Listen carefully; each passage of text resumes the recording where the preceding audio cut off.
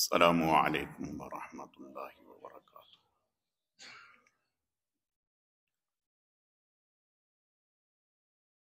الحمد للہ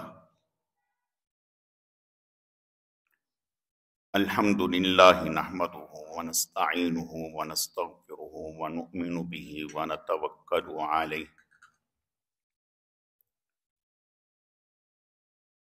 ونعوذ باللہ من شرور انفسنا ومن سیئات اعمالنا من يهده الله فلا مضل له ومن يضلله فلا هادي له ونشهد أن لا إله إلا الله وحده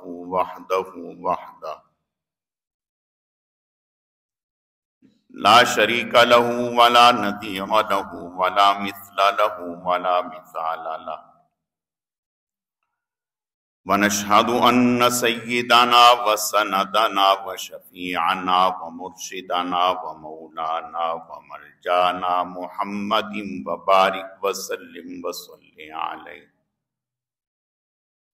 أعوذ بالله من الشيطان الرجيم، بسم الله الرحمن الرحيم۔ أم كنتم شهداء إذ حضر يعقوب الموت إذ قال لبنيه ما تعبدون من بعدي قالوا نعبد إلهك وإله آبائك إبراهيم وإسماعيل وإسحاق إلها واحدا ونحن له مسلمون۔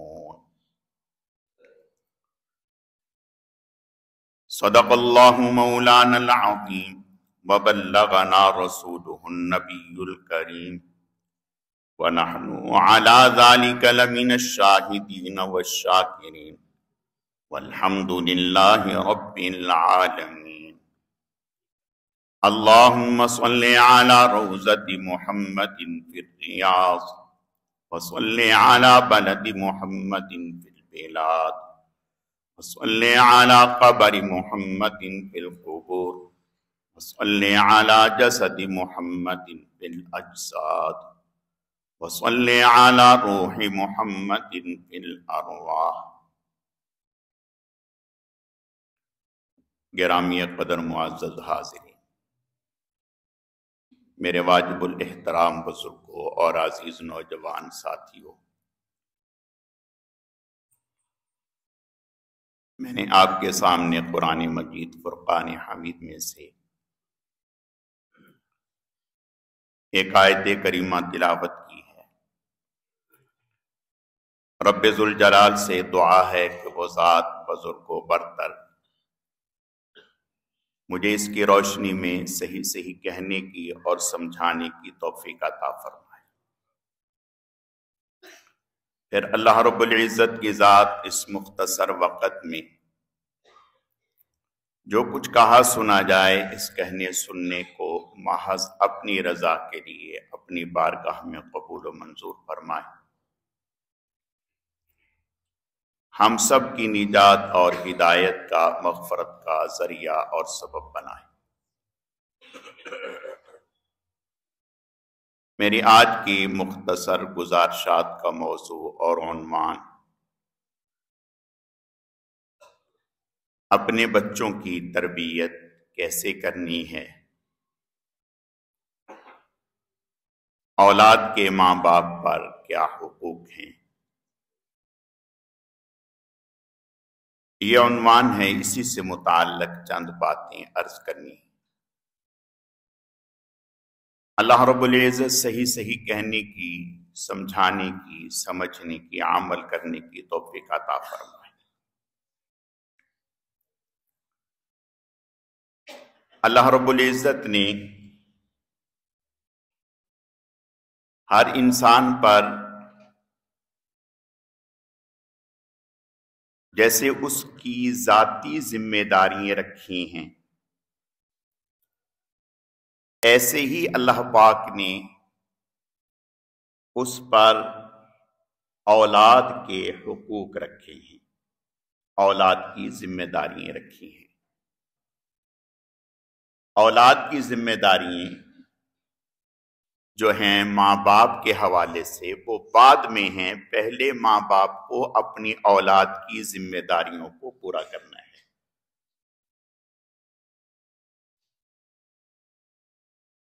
اور یہ ذمہ داریاں کل قیامت کے دن یا تو ہمارے لیے درجات کی بلندی کا ذریعہ ہوگا، یا ہمارے لیے اللہ ہماری حفاظت فرمائے گرفت کا ذریعہ ہوگا۔ اس لیے کہ اللہ پاک قرآن پاک میں فرماتے ہیں یا ایھا الذین آمنوا قوا انفسکم واہلیکم نارا، اپنے آپ کو بھی بچاؤ اور اپنے اہل و عیال کو بھی جہنم کی آگ سے بچاؤ۔ اور پھر آپ صلی اللہ علیہ وسلم نے ایک جگہ ارشاد فرمایا کلکم راع وکلکم مسئول عن رعیتہ، تم میں سے ہر ایک نگہبان ہے اور ہر ایک سے اس کی رعایا اور ماتحتوں کے بارے میں سوال ہوگا۔ تو اولاد کے بارے میں ماں باپ کی ذمہ داریاں، آپ صلی اللہ علیہ وسلم کا ارشاد ہے، فرمایا کہ 3 چیزیں بہترین صدقہ جاریہ ہے۔ 3 چیزیں بہترین صدقہ جاریہ ہیں، انسان نہیں ہوتا لیکن اس کا اجر و ثواب جاری رہتا ہے۔ ایک چیز اپنے ہاتھ سے اپنی دنیا کی زندگی میں اللہ کے راستے میں خرچ کر جائے، کسی بیمار پر خرچ کر دیا، کسی یتیم پر خرچ کر دیا، کسی بیوہ پر خرچ کر دیا، اپنا کوئی عزیز و اقارب بہن بھائی غریب ہے اس کی اعانت کر دی۔ تو فرمایا ایک چیز اپنے ہاتھ سے خرچ کرنا، جب تک لوگ اس سے نفع حاصل کرتے رہیں گے اجر ملتا رہے۔ دوسری چیز فرمایا دینی تعلیم ہے، کسی کو قرآن پاک پڑھا دیا، کسی کو حدیث پڑھا دی، دین سکھا دیا، فرمایا جب تک اس پر عمل ہوتا رہے گا اجر ملتا رہے۔ تیسری چیز فرمایا نیک اولاد، اگر اپنی زندگی میں اپنی اولاد کی صحیح تربیت کر دی، صحیح نہج پر انہیں کھڑا کر دیا، تو فرمایا کہ جب تک یہ اولاد کار خیر میں نیکی کے کاموں میں لگے رہیں گے والدین کو اجر و ثواب ملتا رہے گا۔ آپ صلی اللہ علیہ وسلم نے ارشاد فرمایا کہ مرنے کے بعد لوگوں کے درجات بلند ہوتے رہتے اور اتنے درجے بلند ہوتے ہیں، اتنے درجے بلند ہوتے ہیں کہ جیسے زمین و آسمان کا خلا ہے، بڑے بڑے پہاڑ ہیں۔ تو انسان حیران ہو کر کے کہتا ہے کہ میں تو آ گیا یہاں، اب یہ میرے درجے کیسے بلند ہو رہے ہیں، مجھے یہ اجر و ثواب کیسے مل رہا ہے؟ تو اللہ تعالیٰ کی طرف سے بتلایا جاتا ہے کہ آپ کی اولاد نے آپ کے لیے اللہ کی بارگاہ میں دعا کی، آپ کی مغفرت مانگی۔ جب جب وہ دعا کرتا ہے، مغفرت مانگتا ہے، ہر دعا پر، ہر مغفرت پر اللہ آپ کا درجہ بلند کر دیتے ہیں۔ اب سوچیں یہ کتنی بڑی انویسٹمنٹ ہے۔ ہم ایک محدود پیسہ لگاتے ہیں صرف دنیا کے منافع کے لیے، بھئی اولاد کو اس قابل کر دیا کہ بھئی ان کی زندگی اچھی گزر جائے، بھئی یہ تو ٹھیک ہے، اچھی بات ہے، ان کی زندگی اچھی گزر جائے، وہ اپنے پاؤں پہ کھڑے ہو جائے، ہمیں بھی تو اس سے کچھ ملنا چاہیے، ہمیں بھی تو اس سے کچھ منافع حاصل ہونے چاہیے۔ اور وہ منافع یہ ہیں کہ اگر اس زندگی میں، اپنی زندگی میں انہیں دنیا کے ساتھ ساتھ دین سمجھا دیا، سکھا دیا، ایسا مضبوط انسان بنا دیا کہ بڑی بڑی آندھییں، طوفان بے دینی کے آئیں اور اسے ہلا نہ سکیں، تو یہ ایسا آپ کا خرچ ہے جو رہتی دنیا تک آپ کے لیے نفع کا اور ترقی کا، خوشحالی کا ذریعہ بن جائے گا۔ لیکن یہ اللہ تعالیٰ کی توفیق کے ساتھ ہے، ہماری ذمہ داری میں شامل ہے۔ اللہ پاک نے حضور علیہ السلام سے فرمایا، ام کنتم شہداء اذ حضر یعقوب الموت اذ قال لبنیہ ما تعبدون من بعد قالوا نعبد الہک و الہ آبائک ابراہیم و اسماعیل و اسحاق الہ واحدا ونحن لہ مسلمون۔ آپ سے فرمایا کہ آپ اس وقت تھے، یعنی آپ تو اگرچہ اس وقت موجود نہیں تھے جب یعقوب علیہ السلام اس دنیا سے رخصت ہو رہے تھے، ان کا انتقال ہو رہا تھا، آپ تو اگرچہ موجود نہیں تھے لیکن ہم وحی کے ذریعے سے آپ کو بتا رہے ہیں۔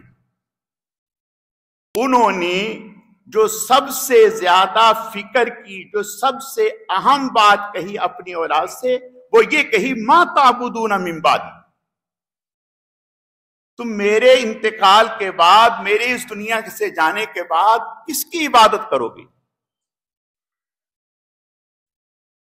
دیانتداری سے ہم کبھی تھوڑا سا اپنا ہم جائزہ لیں کہ جب ہم اس دنیا سے رخصت ہو رہے ہوتے ہیں تو کبھی یہ بات بھی ہمارے ذہن میں آئی ہے کہ ہم اپنی اولاد سے پوچھیں کہ بیٹا دیکھو، ہم تو اس دنیا سے چلے جائیں گے، لیکن آپ نماز کی پابندی کرتے رہنا، اللہ کی عبادت کرتے رہنا، کسی کا حق نہ مارنا، کسی کے ساتھ ظلم اور زیادتی نہ کرنا، دین کو نہ چھوڑنا، فلا تموتن الا وانتم مسلمون۔ اس دنیا سے اس حال میں جانا کہ فرما بردار ہو کر، مسلمان ہو کر۔ بات یہ ہے کہ جو چیز دل میں بسی ہوئی ہوتی ہے اسی کی فکر ہوتی ہے۔ ہم یہ تو سمجھاتے ہیں فلاں کو اتنا دینا ہے، فلاں سے اتنا لینا ہے، دیکھو یہ مکان تمہارے نام ہے، یہ فلاں کا ہے، یہ فلاں کا ہے، ادھر ادھر کی ساری چیزیں، لیکن دین کے حوالے سے کوئی وصیت یا کوئی نصیحت کبھی ہمارے دھیان میں نہیں آئی۔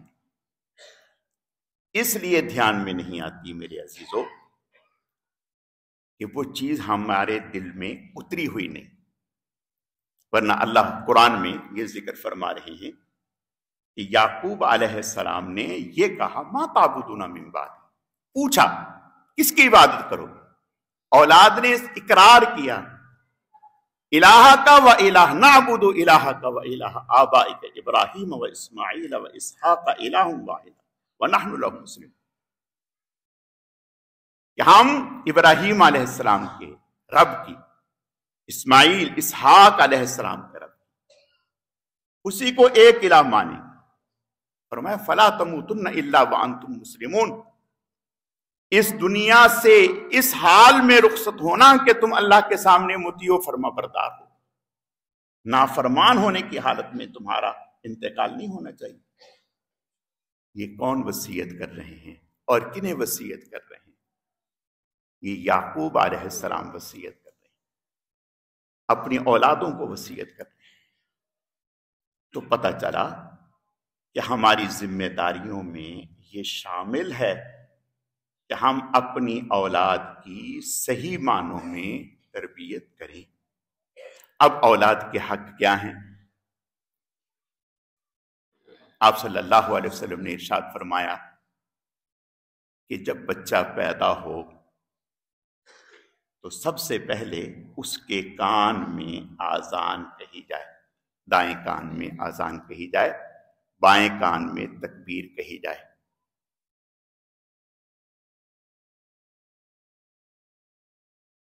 اللہ تعالیٰ عافیت کا معاملہ فرمائے۔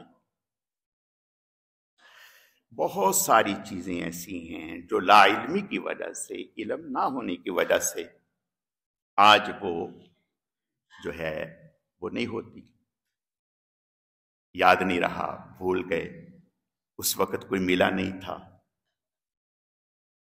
آپ صلی اللہ علیہ وسلم نے بذات خود اپنے نواسوں کے کان میں آذان کہی، آذان کہی، اور یہ روحانی ان کی غذا ہے، روحانی غذا ہے کہ اس دنیا میں آنے کے بعد سب سے پہلے ان کے کانوں میں جو آواز پہنچے وہ اللہ کی وحدانیت اور الوہیت کی آواز پہنچے۔ اور پھر آپ صلی اللہ علیہ وسلم نے ارشاد فرمایا کہ اس کے بعد بچے کو خاندان کے کسی بڑے آدمی سے، نیک آدمی سے اس کو تحنیک کا عمل کروایا جائے، یعنی شہد اس کو چٹا دیا جائے یا کھجور اس کو کھلا دی جائے۔ آپ صلی اللہ علیہ وسلم کے سامنے صحابہ کرام رضوان اللہ علیہم اجمعین اپنے بچوں کو لاتے۔ حضرت ابو طلحہ رضی اللہ تعالیٰ عنہ، ان کا بچہ ہوا، آپ کے سامنے لائے، آپ کی گود میں ڈالا، آپ نے کھجور چبا کر اس بچے کے منہ میں دی، اس بچے نے اس کھجور کو چبایا، اس میٹھے کو چبایا۔ فرمایا یہ کیا جائے، اس سے اللہ تعالی خاندان کا جو بڑا آدمی ہے، نیک آدمی ہے، یا محلے کا کوئی آدمی ایسا جس کو ہم سمجھتے ہیں کہ صوم و صلات کا پابند ہے، اس کے ذریعہ سے یہ عمل کرایا جائے، اللہ تعالیٰ اس کے اثرات ہمیشہ اس بچے پر قائم رکھتے ہیں، قائم رکھتے ہیں۔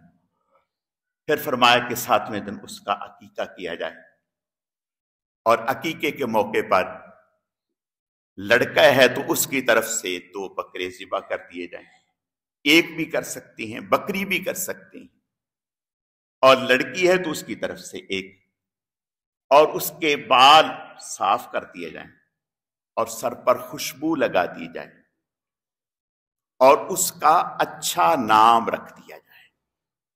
آپ صلی اللہ علیہ وسلم نے ارشاد فرمایا اپنے بچوں کے نام اچھے اچھے رکھا کرو، کل قیامت کے دن ان ناموں سے پکارا جائے گا، ان ناموں سے پکارا جائے گا، اور کل قیامت کے دن بعض لوگوں کو اچھے نام کی برکت سے اللہ ان کی مغفرت فرما دیں گے۔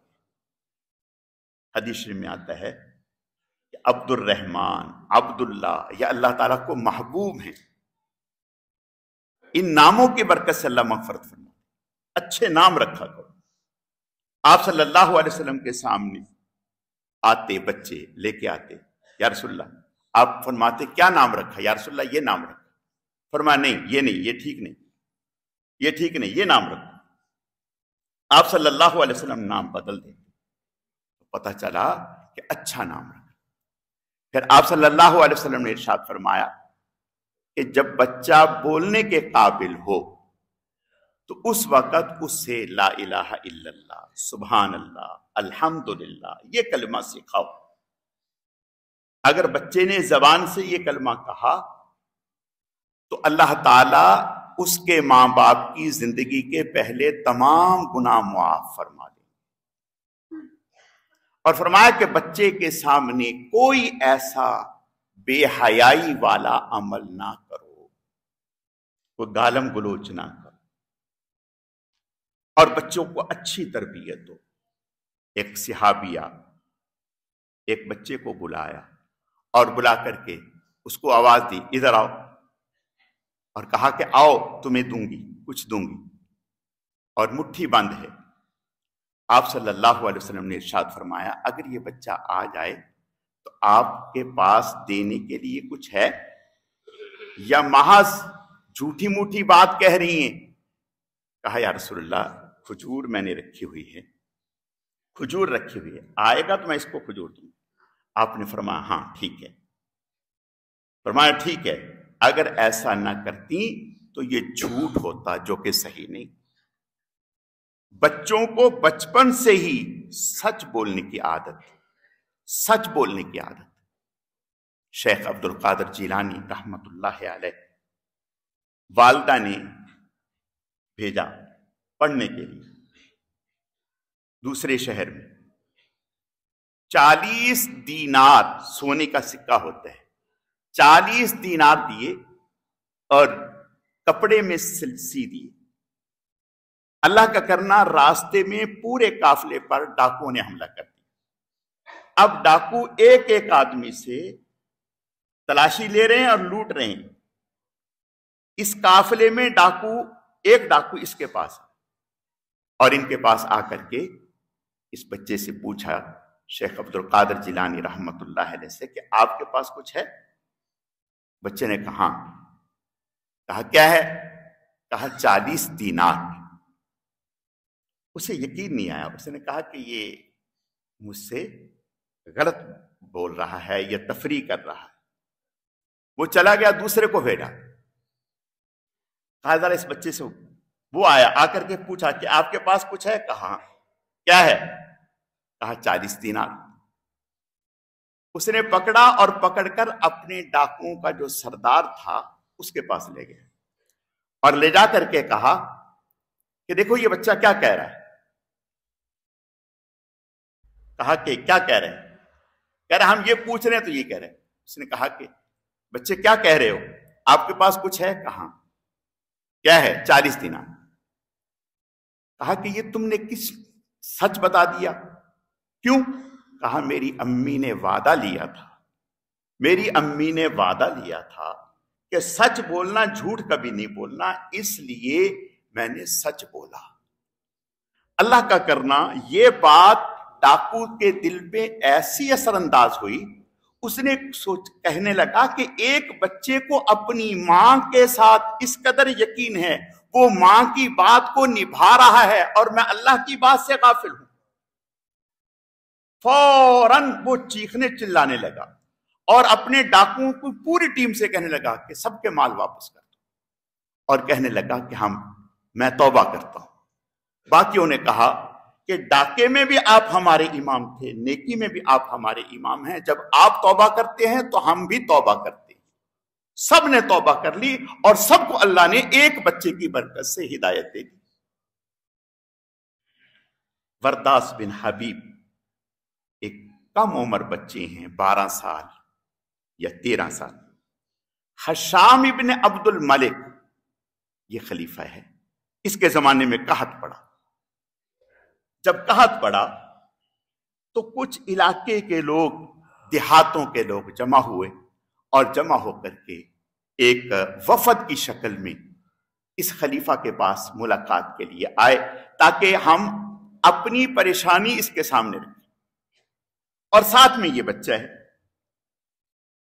جب خلیفہ کے پاس آئے تو حشام ابن عبد الملک نے جب سب لوگوں کو دیکھا اور اس بچے کو دیکھا تو درباری کو ڈانٹ دیا، کہا کہ تم ہر ایک کو میرے پاس چھوڑ دیتے ہو آنے کے لیے، دیکھتے ہی نہیں۔ اب یہ جو بچہ تھا ورداس بن حبیب، یہ سمجھ گیا کہ شاید بادشاہ کو میرا کم عمر ہونے کی حالت میں بادشاہ کے پاس آنا برا لگا، ناگوار لگا کہ چھوٹے اس بچے کو کیوں لے آئے۔ تو فوراً ہمت کر کے یہ بچہ بولا، کہا کہ بادشاہ سلامت، بات یہ ہے میرے آنے سے آپ کی شان میں کوئی فرق نہیں پڑا، مجھے اللہ نے آپ کی زیارت سے مستفید کر دیا، مجھے آپ کی زیارت حاصل ہو گئی اور آپ کی شان میں کوئی فرق نہیں پڑا۔ بات اصل میں یہ ہے کہ یہ وفد ہے جو فلاں دیہات سے، فلاں علاقے سے آیا ہے، اور ان کی یہ پریشانی ہے، یہ آپ کے روب کی وجہ سے کوئی اپنی حاجت آپ کے سامنے بیان نہیں کر پائے، کسی کو کوئی بات آ نہیں رہی۔ تو بات یہ ہے کہ یہ قحط پڑا ہے، اس کی وجہ سے ہم سب پریشان ہیں۔ بادشاہ اس بچے سے بہت متاثر ہوا اور اس نے 1,00,000 درہم 1,00,000 درہم اس ورداس بن حبیب کو دیے، کہا کہ یہ آپ کا انعام ہے۔ اس بچے نے کہا کہ بادشاہ سلامت، میرا یہ انعام میری قوم کو دے دیا جائے، یہی کافی ہے۔ بادشاہ نے کہا کہ نہیں، قوم کو الگ دے رہے ہیں، یہ آپ کے لیے ہے۔ کہا نہیں، قوم کو بھی دے دیں، یہ بھی قوم کو دے دیں، مجھے کچھ نہیں چاہیے۔ بادشاہ نے کہا کہ پھر آپ کو کیا چاہیے؟ کہا کہ اپنے ہم وطنوں کی خدمت کرنا، بس یہی میرے لیے سعادت ہے۔ ایک بچہ کہہ رہا ہے اپنے ہم وطنوں کی خدمت کرنا یہی میری سعادت ہے، یہی میرا انعام ہے۔ میرے عزیزو، میں عرض یہ کرنا چاہتا ہوں کہ چھوٹے چھوٹے بچے ہیں، دین ہمیں سکھاتا ہے۔ خلیفہ منصور نے کچھ لوگوں کو پکڑ لیا اور جیل میں ڈال دیا۔ جب پکڑا، جیل میں ڈالا، تو خلیفہ نے ان قیدیوں سے پوچھوایا کہ تمہیں قید میں سب سے زیادہ تکلیف کس بات کی ہے؟ کیا پریشانی ہے تم قید میں؟ ویسے تو ساری ہی پریشانیاں ہوتی ہیں، لیکن سب سے زیادہ تکلیف تم کس بات کی محسوس کر رہے ہو؟ کون سی چیز تم جو ہے وہ مس کر رہے ہو؟ تو ان قیدیوں نے کہا ہم سب سے زیادہ تکلیف اپنی اولاد کی تربیت کی محرومی کی کر رہے ہیں کہ ہم جیل میں ہونے کی وجہ سے اپنی اولاد کی دیکھ بھال، ان کی خدمت نہیں کر پا رہے، ان کی تربیت نہیں کر پا رہے۔ میرے عزیزو، آپ صلی اللہ علیہ وسلم اور صحابہ اکرام رضوان اللہ علیہم اجمعین ایک ایک بات پر تربیت۔ حضرت عبداللہ ابن عباس کم عمر ہیں، بچے ہیں، کیا عمر ہے؟ 7 سال یا 8 سال، یہ عمر ہے، اور حضور صلی اللہ علیہ وسلم کے دائیں طرف بیٹھے۔ حضرت عبداللہ ابن عباس حضور کی دائیں طرف بیٹھے، سیدنا صدیق اکبر رضی اللہ تعالیٰ عنہ، عمر بن خطاب رضی اللہ تعالیٰ عنہ حضور صلی اللہ علیہ وسلم کی بائیں جانب بیٹھے۔ آپ صلی اللہ علیہ وسلم نے پانی تناول فرمایا یا دودھ تناول فرمایا، اور جب پانی نوش کیا تو آپ نے اس میں کچھ بچ گیا۔ آپ ادھر بھی دیکھ رہے ہیں، ادھر بھی دیکھ رہے ہیں، ادھر صدیق اکبر ہیں، عمر بن خطاب ہیں، اور ادھر بچے ہیں، حضرت عبداللہ ابن عباس ہیں۔ آپ نے حضرت عبداللہ ابن عباس سے فرمایا کہ کیا میں، اگر آپ اجازت دیتے ہیں، اگر آپ، ویسے تو دائیں طرف ہونے کی وجہ سے آپ کا حق ہے کہ میں اپنا تبرک آپ کو دے دوں، لیکن اگر آپ اجازت دیتے ہیں تو میں صدیق اکبر کو یا عمر بن خطاب کو دے دوں۔ اللہ اکبر! بچے کا جواب سنیں، کہا یا رسول اللہ، عبداللہ ابن عباس آپ جیسی شخصیت کے تبرک پر کسی اور کو ترجیح نہیں دے سکتا۔ عبداللہ ابن عباس آپ جیسی شخصیت کے تبرک پر کسی اور کو ترجیح نہیں دے سکتا، لہذا یہ مجھے ہی عنایت فرمائے۔ آپ بہت خوش ہوئے، بہت خوش ہوئے۔ میرے عزیزو، یہ تربیت ہے۔ آپ صلی اللہ علیہ وسلم کے سامنے ایک بچہ ہے، وہ کھانے لگا، کبھی ادھر سے کبھی ادھر سے۔ آپ نے فرمایا نہیں، اللہ کا نام لے کر اپنے سامنے سے کھاؤ، تربیت فرمائی۔ ہارون رشید رحمت اللہ علیہ، خلیفہ ہارون رشید نام ہے، نام، اپنے بچوں کو امام ابو یوسف رحمت اللہ علیہ ان کے پاس تربیت کے لیے چھوڑ کے جا رہے ہیں، سیکھنے کے لیے، تربیت کے لیے۔ وقت کا بادشاہ ہارون رشید رحمت اللہ علیہ اپنے بچوں کو امام ابو یوسف رحمت اللہ علیہ کے پاس چھوڑ کے جا رہے ہیں۔ ایک دفعہ ہارون رشید رحمت اللہ علیہ کو خیال ہوا کہ جا کر کے بچوں کی خبر گیری تو کریں کہ بچے کچھ پڑھ رہے ہیں، سیکھ رہے ہیں، کیا سیکھ رہے ہیں۔ تو گیا، دیکھا 2 بچے تھے، ایک بچہ ہارون رشید رحمت اللہ علیہ کا ایک بچہ کھڑا ہوا ہے اور ایک بچہ پانی سے پاؤں دھلوا رہا ہے استاذ کے۔ ہارون رشید رحمت اللہ علیہ کے دو بیٹے ایک پاس کھڑا ہے اور ایک جو ہے وہ امام یوسف رحمت اللہ علیہ کے لوٹے سے پاؤں دھلوا رہا ہے۔ ہارون رشید رک گئے، جب وضو سے فارغ ہوئے آئے سلام کیا اور پوچھنے لگے کہ حضرت یہ کچھ سیکھ بھی رہے ہیں؟ امام یوسف رحمت اللہ علیہ نے فرمایا کہ وہ تو آپ نے دیکھ ہی لیا کہ یہ کیا سیکھ رہے ہیں کیا نہیں سیکھ رہے، دیکھ ہی لیا۔ ہارون رشید رحمت اللہ علیہ کہنے لگے کہ حضرت کاش میری خواہش یہ تھی یہ جو پاس کھڑا ہوا ہے یہ ہاتھ باندھ کے پاس نہ کھڑا ہوتا، یہ آپ کے پاؤں ملتا اور دوسرا اس پر پانی ڈالتا، یہ آپ کے پاؤں ملتا اور دوسرا پانی ڈالتا۔